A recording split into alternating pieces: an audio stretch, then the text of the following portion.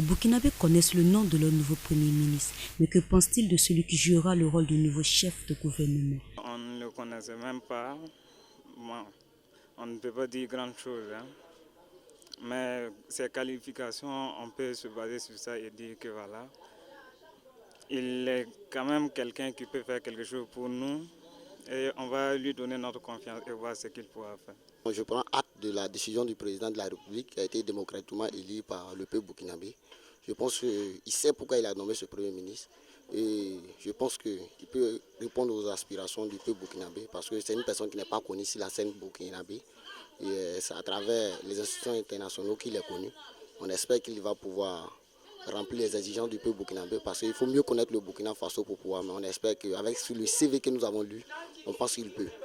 Je pense que bon, l'air n'est pas aux critiques. Il faut attendre d'abord le monsieur d'abord s'exercer les fonctions du premier responsable de notre gouvernement avant d'apporter des critiques. Parce qu'il ne faut pas mettre la charrue avant le bœuf. Voilà. Donc je me dis que laissons-lui le temps de pouvoir d'abord commencer le boulot avant de le critiquer. Les Burkinabés attendent beaucoup du nouveau chef de gouvernement. Ce que nous on attend de là, on attend qu'il fasse mieux que l'autre qui est parti, quoi. Puisque nous les jeunes, il y a beaucoup de choses qui manquent. Surtout le boulot. On veut travailler, il n'y a pas de travail. On est au chômage, il n'y a qu'à créer. Ce que nous attendons de lui est que bon, nous qui sommes des jeunes promoteurs d'entreprise, c'est qu'il revoie même le mode de passation des marchés au Burkina. Parce que nous qui sommes jeunes dans le domaine, sincèrement, on a trop de difficultés. Voilà. Donc à ce niveau, il faut qu'il revoie ça. Il y a aussi le chômage des jeunes. Il faut qu'il nous accompagne pour que nous puissions aussi absorber le chômage dans le pays. Bon, il y a plein de choses, hein. Côté éducation et aussi la santé. De ce nouveau chef du gouvernement, je pense qu'on attend beaucoup de lui. Parce que si l'insurrection a eu lieu, c'est parce que le peuple burkinabé en a marre de plusieurs choses. D'abord, il y a le problème d'employabilité qui est mis en exergue.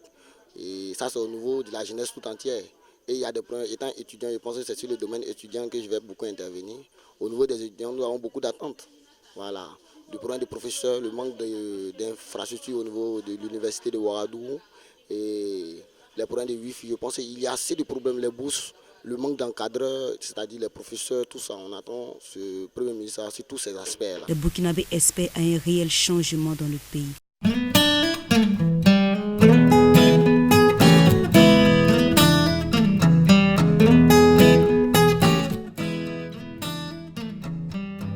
L'occasion, le secrétaire d'État Peter de Crème et moi-même, d'avoir une discussion assez longue et très amicale avec monsieur le Président. D'abord pour lui féliciter avec la présidence, mais surtout aussi avec le déroulement tout à fait démocratique de ces élections. La Belgique est ici pour renouer un partenariat que nous avons eu dans le passé et recommencer la coopération entre nos deux pays. Et tout à fait, pour être honnête, la première raison, c'est naturellement pour renforcer le processus démocratique qui s'est déroulé ici. Une passation de pouvoir dans la non-violence. Et je pense que d'un point de vue de la Belgique, quand on voit qu'il y a des développements démocratiques qui ont lieu, on ne peut pas rester sur le côté et dire on va attendre 5 ans pour voir que ça fonctionne bien. Quand il y a un développement démocratique, je pense qu'il faut s'impliquer. Et c'est ce que la Belgique veut faire ici, pour vraiment pas parler de la démocratie, mais travailler la démocratie. Alors, notre volonté, c'est de pouvoir entamer notre coopération le plus vite que possible. L'idée, c'est que pour l'été de cette année-ci, il y aurait déjà des premiers projets sur le terrain. La Belgique va se concentrer sur 3 domaines. Le premier domaine, c'est l'accès à l'eau potable, qui est naturellement un élément vraiment de base. Deuxième élément, c'est de travailler sur la question d'évolution de démographie et de population, de travailler sur le planning familial, santé reproductive, travailler autour de questions parfois difficiles de violence contre les femmes. Et troisième élément, c'est de travailler sur la sécurité alimentaire et le développement agricole qui est lié avec cela. Alors comme je l'ai dit, on est ici dans une mission conjointe entre la coopération au développement, mais aussi le commerce extérieur. Nous avons ici aussi quelques entreprises belges, certains qui sont déjà implémentés ici, certains qui sont très intéressés de travailler ensemble. Mais je laisserai mon collègue Pieter de Crème expliquer toute l'ambition que le secteur privé belge a pour une bonne coopération. Je tiens à souligner l'importance de cette visite, comme l'a fait d'ailleurs le vice-premier ministre. Comment peut-je dire, ce déplacement, cette mission a été organisée, comment peut-je dire, dans des conditions optimales, avec le début d'une nouvelle législature et certainement avec les nouvelles options qui sont prises par le président. C'est-à-dire que nous avons avec nous pas mal d'entreprises belges qui sont venues avec nous avec une volonté sérieuse de faire des investissements qui seront des investissements stables et dans lesquels l'ancrage local est très important.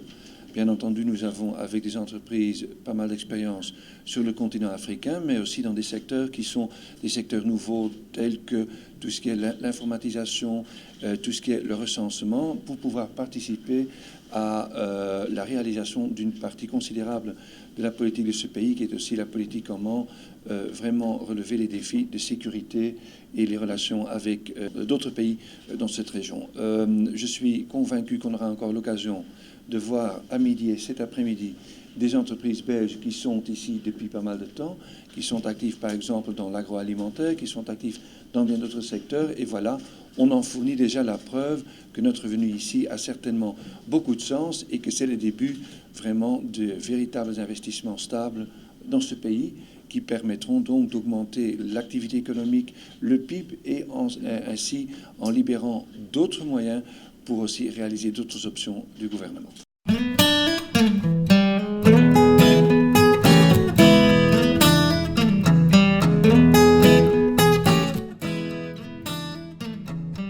Carnet d'audience très chargé du président ce jour. Le nouveau locataire de Kosiam, son Excellence M. Roch-Marc Christian Kaboré, a reçu tour à tour le chef d'état-major général des armées, avec qui il a été question des missions des forces armées nationales, tant à l'intérieur du pays qu'à l'extérieur. Il s'agit du déploiement des unités au nord, et donc depuis 2013, avec le déclenchement de la crise au Mali, et aussi les missions de sécurisation, particulièrement au cours de cette année 2015, à l'ouest du Burkina Faso, dans la région de Samorogan, et puis des opérations en cours aussi à l'est du Burkina Faso, et de manière générale, en tout cas la conduite des missions de sécurité à travers le territoire national. Donc les troupes sont engagées sur le terrain et elles accomplissent leur mission avec beaucoup de succès. Au cours de cette audience, le niveau d'exécution du couvre-feu n'a pas été occulté. S'agissant du couvre-feu, donc, effectivement, c'est une question qui a été abordée. Nous avons fait le point de situation, s'agissant donc, en tout cas, du niveau d'exécution de missions sur le terrain. Vous avez pu constater comment nous avons pu, en tout cas, assurer la sécurité au cours de ces dernières semaines du mois de décembre jusqu'à ce jour. Et je pense que ce compte rendu qui a été fait à son Excellence, M. le Président de Faso, permettra de prendre une décision sur le couvre-feu. À la suite du général Zagré, c'est au tour du directeur général de l'Institut national de la statistique et de la population d'être reçu. l'IF a des préoccupations, c'est un certain nombre d'indicateurs au niveau donc, des différents départements ministériels.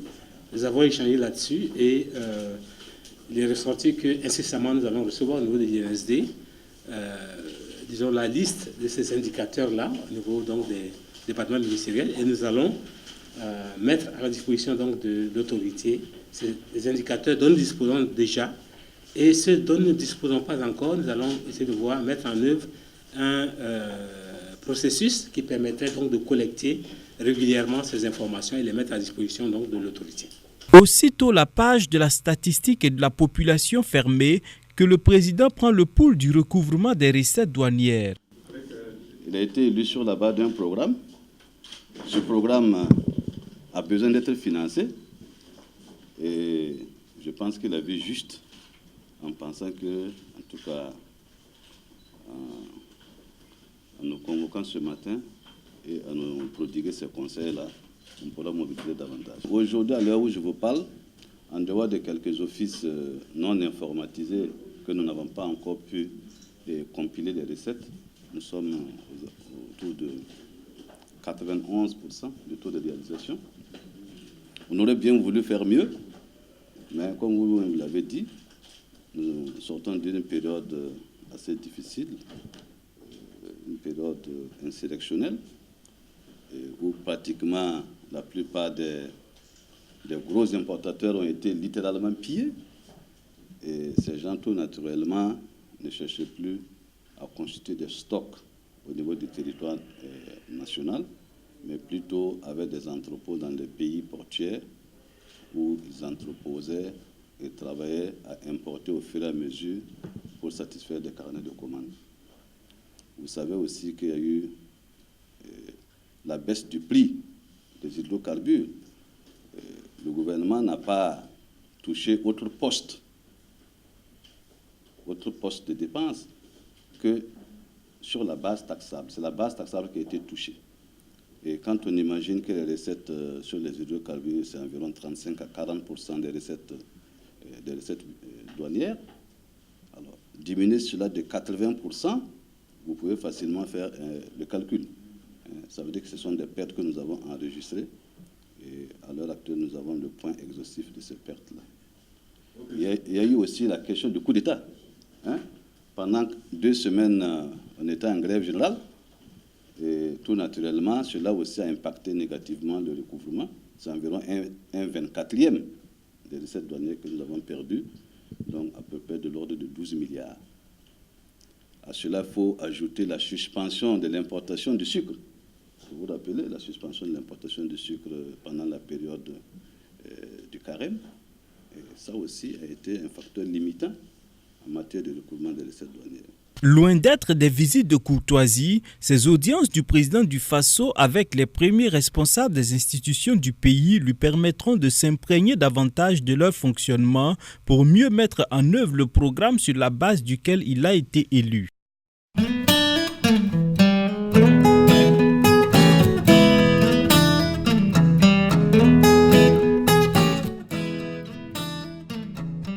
Il y a un adage qui dit que même quand on danse dans l'eau, il y a des gens qui vont dire que vous soulevez la poussière. Donc, on ne peut pas forcément expliquer, mais pour nous, le choix de Paulo Duarte s'imposait de façon naturelle et évidente. Mais il est aussi évident que ce qui paraît évident pour moi peut ne pas du tout l'être pour d'autres. Un choix que Sita Sankaré et son comité tentent tant bien que mal à convaincre.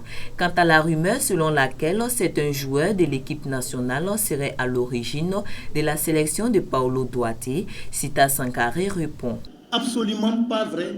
Aucun joueur n'est à l'origine de l'arrivée de Paulo Duarte. Aucun.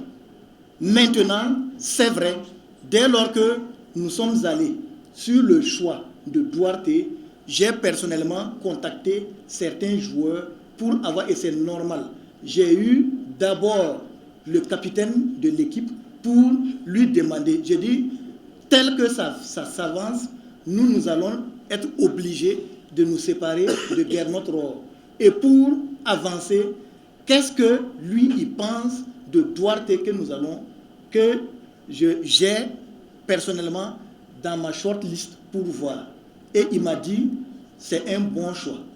Et j'ai contacté certains autres cadres pour avoir leurs opinions là-dessus. C'est ça la vérité.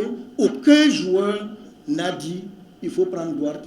Et c'est une équipe. Quand on parle d'équipe, ça veut dire que c'est un travail collectif. Vous ne pouvez pas non plus prendre quelqu'un sans consulter les cadres à un moment ou un autre. Et les cadres-là ont été contactés dans la phase de finalisation du recrutement de Duarte.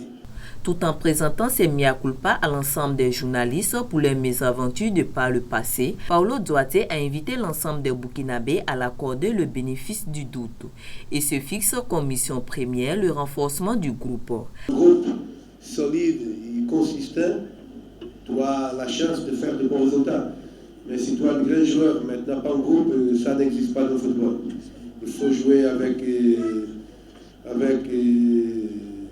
l'esprit de souveraineté, l'esprit de patriotisme. Et ça, c'est ma première mission.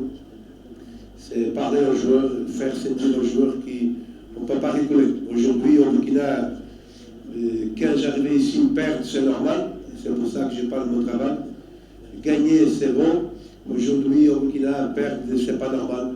Gagner, c'est une chose normale. Perdre, c'est pas normal. Tout a changé. Le public aujourd'hui exige plus. Les joueurs aujourd'hui sont obligés de donner plus. Et c'est ça qu'on va faire pour continuer. C'est gagner. Gagner, mais pour gagner, il faut que nous sommes solides. Pour gagner, il faut que tout le monde travaille pour le même objectif. À la question des journalistes sur un changement de l'équipe, l'entraîneur répond qu'il ne faut pas changer pour changer et soutient que le groupe des étalons n'est pas si vieux qu'on prétend certaines personnes. Toutefois, il annonce une nouvelle liste composée de 15 joueurs jeunes pour appuyer le groupe de base. Composé d'un staff de 5 personnes, Paulo Duarte et son comité auront 2 ans pour montrer leurs preuves.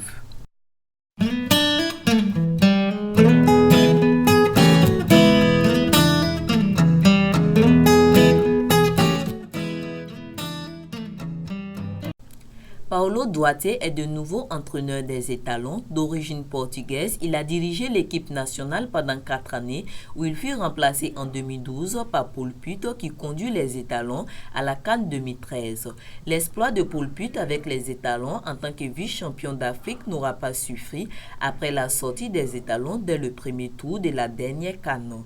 Il est remplacé par la suite par Gernot Rohr dont le résultat est resté calamiteux. De l'avis de la Fédération burkinabé de football, Paulo Duarte est l'homme de la situation, un choix qui n'est pas du goût des journalistes. Il n'est pas forcément la solution, du moment où c'est cette même équipe avec laquelle il a échoué 2 fois à 2 compétitions officielles, mais il est aussi la solution si toutefois ce sont les joueurs même qui l'ont réclamé. Donc du coup, c'est un peu dans ce sens qu'il faut voir les choses. Mais sinon, pour un changement de l'équipe, pour une dynamique comme on le réclame depuis fort longtemps, il n'est pas forcément la solution. La majorité des journalistes sont sceptiques quant au retour de Paulo Duarte à la tête de l'équipe nationale du Burkina Faso. Vous savez, il a déjà fait 4 années ici, on connaît les résultats, on nous fait savoir qu'il nous a amené à notre meilleur classement au niveau de la FIFA. Bon, au niveau comptable, il a pris un seul petit point en 2 Coupes d'Afrique des Nations auxquelles il a participé. C'est cela qui fait qu'aujourd'hui, il est difficile de donner une caution, de donner déjà une caution à Paulo Duarte pour son retour. Il est revenu contre presque la volonté de l'opinion publique dans sa majorité. Et faites un tour dans la rue, vous comprendrez que les uns et les autres ne sont pas d'accord. Et nous sommes des journalistes, nous sommes un peu le reflet de l'opinion publique. Voilà pourquoi vous avez senti à la conférence de presse qu'on était assez sceptique, parce que les résultats aussi ne plaident pas en sa faveur. Après le Burkina Faso, il est allé au Gabon, il n'a pas fait de résultats. Il est allé en Tunisie où ça n'a pas bien marché pour lui. D'ailleurs, même quand il était au Burkina Faso, il est passé au Mans où ça n'a pas marché pour lui. Vous comprenez qu'avec ces résultats-là, il est difficile pour un journaliste lucide et objectif de dire que Paulo Duarte, c'est l'homme idéal pour venir remplacer Gernot Rohr. Surtout aussi que lors du choix de Gernot Rohr, nous avions décrié un peu la venue du technicien franco-allemand parce qu'il y avait une choix de 3 techniciens qui avaient été retenus. Et Gernot Rohr était loin d'être le premier choix du sorti burkinabé. Le comité exécutif a choisi Gernot Rohr. Les résultats, on les connaît aujourd'hui. Et là, nous sommes un peu coincés, on peut le dire, parce qu'au mois de mars, il faut prendre 4 points au moins face à l'Ouganda pour tenter de se qualifier pour la Coupe d'Afrique des Nations en 2017. Ce n'est pas du tout évident. Il vient avec un groupe qui est véritablement en déliquescence parce que ça ne va plus. Le groupe a beaucoup évolué depuis lors. Et on se pose des questions. Où est-ce qu'il ira chercher la réserve pour renforcer cette équipe-là? C'est la question qu'on se pose aujourd'hui parce qu'il n'y a véritablement rien derrière pour renforcer l'équipe. Voilà pourquoi, de façon ramassée, aujourd'hui on est sceptique et on pense que la fédération aurait fait un meilleur choix que de nous ramener quelqu'un qui est déjà passé. Vous avez vu les questions, on est revenu sur son passé alors qu'on aurait pu prendre un technicien neuf qui ne connaît pas le Burkina Faso mais qui a la chance d'avoir une carte de visite assez importante pour pouvoir nous permettre d'avancer. Bon, en tant que solution, moi en tout cas je reste sceptique, je reste sur ma faim parce que je ne pense pas qu'il soit la solution idoine, mais on attendra de voir. Comme c'est un entraîneur, on va les juger rapidement, alors que c'est sur le terrain, ils devront faire leurs preuves. À partir du mois de mars, on verra si Paulo Duarte est la solution ou pas. Mais moi, au sortir de cette conférence de presse, vraiment, je reste sur ma soif. Mais bon, il a des arguments, la fédération aussi a ses arguments. Mais nous, en tant que journalistes, nous ne sommes que des observateurs. Et après, nous tirons leçon de tout ce qui a été dit et fait. Et c'est en fonction de ça maintenant que nous allons conclure. Mais pour le moment, on espère en tout cas qu'il fera de bons résultats sur le terrain. Et dès le mois de mars, on serait un peu situé. Ce qui est déjà intéressant, c'est que l'homme est assez très bien connu par le public sportif et aussi par la presse sportive dans son ensemble. Alors c'est vrai, quand on vient, il y a un certain nombre de questions qui se posent quant à la capacité de l'homme à pouvoir relever les défis actuels. Mais je pense qu'il y a deux niveaux. D'abord, ce qui est bien, comme je le disais tantôt, c'est que le monsieur connaît très bien cette équipe-là. Il a eu à façonner cette équipe, il a eu à conduire cette équipe-là à 2 phases finales de Coupe d'Afrique des Nations. Mais maintenant, la question qu'on se pose, est-ce qu'aujourd'hui, les arguments qui avaient prévalu à son limogeage sont toujours dissipés, ou bien il y a toujours le contexte, parce que le contexte actuel où ce qui a conduit au départ de l'entraîneur Gernot Roth, c'est aujourd'hui la non-maîtrise du groupe étalon. Est-ce qu'aujourd'hui l'homme a la capacité de ressouder cette équipe-là? Est-ce qu'il a la capacité d'insuffler une nouvelle dynamique? C'est la question qu'on se pose. Mais comme on dit, le vrai maçon, c'est au pied du mur qu'on peut, on peut réellement connaître ses qualités. Donc on attend de voir. On ne va pas faire son procès avant et espérons qu'il aura en tout cas les coups de franche pour amener cette équipe-là vers de lendemain qui chante. Bon ou pas, Paulo Duarte a signé un contrat de 2 ans avec la FBF. Tous l'attendent sur le terrain. Le vin, il est tiré, il faut le boire. On attend Paulo Duarte et Sita Sangaré sur le terrain. Il y a des matchs qui arrivent. C'est sur le terrain qui sera jugé. C'est d'ailleurs sur le terrain que Gernot Roth a été jugé. Celui qui a bénéficié de cette indulgence, c'était Paul Put. Nous n'avons pas aussi apprécié sa venue. Il nous a convaincus sur le terrain. On l'a applaudi, il est parti. Aujourd'hui, Gernot Roth est arrivé. On n'a pas apprécié, ça n'a pas marché. Paulo Duarte, il revient dans une situation assez difficile où le public burkinabé est devenu encore plus exigeant et encore sceptique parce qu'il n'avait pas marché à sa première venue. Voilà pourquoi on va vous le dire, on l'attend sur le terrain. C'est sur le terrain, avec les joueurs, avec les résultats, que Paulo Duarte sera applaudi ou encore jeté, sans doute cette fois-ci avec l'eau du bain. Du moment où le choix est déjà fait, je pense que qu'on le veuille ou pas, il est déjà là. Tout ce qu'on peut souhaiter et demander, c'est qu'ils mettent l'accent sur la discipline. Il y a une question de discipline au sein des étalons et aussi travailler à apporter ce qu'on appelle une cure de jouvence au sein de l'équipe. Il y a un certain nombre de cadres de l'équipe qui sont un peu vieillissants. On ne doute pas de leur qualité, mais à un moment donné, il faut faire confiance à la relève. On a un championnat national, on a des jeunes joueurs qui évoluent en Afrique du Sud, en Égypte, pas forcément en Europe, au niveau de la sous-région, on a des joueurs qui évoluent quand même. Donc je pense qu'il faut apprendre à faire confiance à ces joueurs-là. Ceux qu'on appelle cadres, il y a un moment donné où ils étaient des jeunes. Donc il faut travailler aussi à rajeunir intelligemment cette équipe-là. Et c'est le grand défi qui attend actuellement Paulo Duarte. Il ne faut pas qu'on va se cacher. L'équipe nationale est vieillissante. Il faut un renouvellement. Parce que Paulo Duarte connaissait les joueurs de 2008 à 2012. Il y a beaucoup qui sont toujours là. C'est des cadres, c'est vrai. Ils apportent beaucoup. L'expérience est là. Mais il faut la fougue également de la jeunesse pour faire une équipe nationale. Il faut également que les joueurs également se donnent. Parce que quand vous regardez notre équipe nationale, beaucoup sont en train de banqueter. Ça aussi, ce n'est pas la faute de l'entraîneur, même si on envoie un Mourinho ou un Pep Guardiola. C'est vrai qu'il peut les motiver, mais c'est au joueur lui-même de se surpasser. Parce que quand vous portez le maillot du pays, sachez qu'il y a combien 17 millions qui sont derrière vous. Moi, je pense que tout ça, même l'amour même de la patrie doit guider nos joueurs. Même si vous êtes moribond en club, quand vous arrivez, une fois que vous portez le maillot national, il faut vous surpasser. Parce qu'en ce moment-là, tout le monde vous regarde. Il y a les jeunes joueurs également dans les centres de formation qui vous prennent comme référence. Donc moi, je pense que là, il faut également que les joueurs jouent leur rôle. En attendant, le premier match des étalons en ce nouvel an est prévu en mars où il pourra sans nul doute, tel les mauvaises langues et comme Paul Put en 2013, gagner la sympathie des Burkinabés.